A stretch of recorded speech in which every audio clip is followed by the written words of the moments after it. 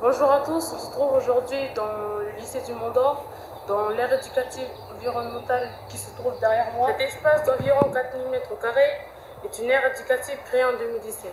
Et depuis, de nombreux projets ont été menés par les élèves et les étudiants pour acquérir des savoir-faire et transmettre des connaissances sur la préservation de cet écosystème. Vous pouvez voir derrière moi le départ d'un chantier pédagogique installé l'an dernier.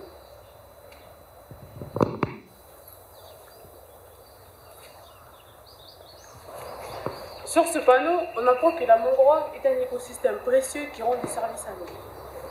Ici, on se trouve à la fin du sentier, devant un panneau qui nous présente une espèce clé de la mangrove, les palétuviers.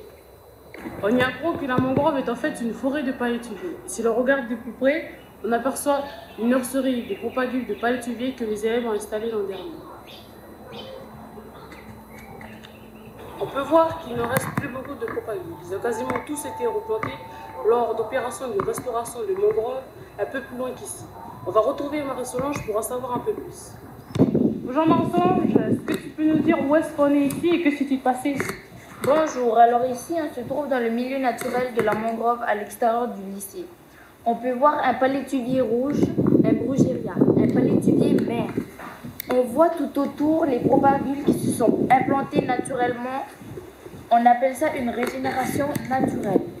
En revanche, plus loin, on voit des patchs de mangroves déserts où la régénération est difficile.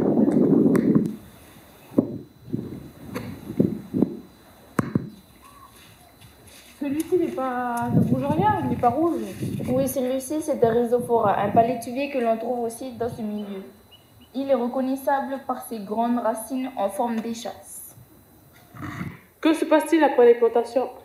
Alors, après chaque plantation, on effectue des mesures de chaque palétuvier et on revient à différents moments de l'année pour effectuer d'autres mesures et vérifier que la pousse se déroule bien. Ici, la survie des espèces est supérieure à 90%. On peut donc dire que le milieu est favorable aux espèces qui s'y trouvent. Merci beaucoup Marie-Solange pour toutes ces explications. Merci à vous. Merci à tous de nous avoir suivis pour ce numéro spécial préservation de la mangrove du lycée du Mont d'Or et le formidable travail des élèves et étudiants qui s'impliquent dans la restauration de ce milieu. Et on se quitte sur des images des secondes qui découvrent ce milieu avant de se lancer eux aussi dans l'aventure de la préservation de la nature. On est en train de faire un transect de la mangrove. C'est un outil de représentation qui permet l'observation d'un terrain avec une perspective verticale. Là, on voit ce qu'on voit nous. La mangrove. Selon la perspective. Et là, c'est les centimètres qu'on a mesuré chaque... Les mètres. Les mètres. On a mesuré tous les 2 mètres le taux de salinité, le taux d'humidité, le taux d'ensoleillement et le pH. On doit dire quelle taille les palétuviers font. Ça, c'est une fougère.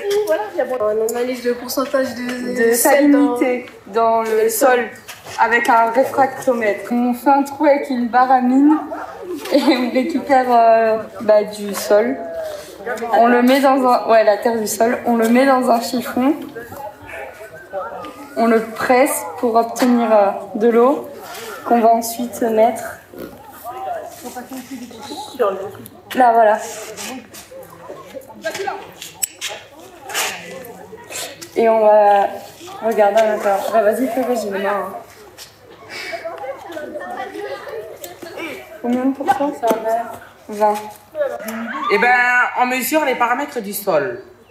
On peut mesurer le pH et l'humidité et la lumière. En le mettant sur un pH, on le bloque dans le sol. Et là, ça fait 4. Et quand c'est 4, c'est acide.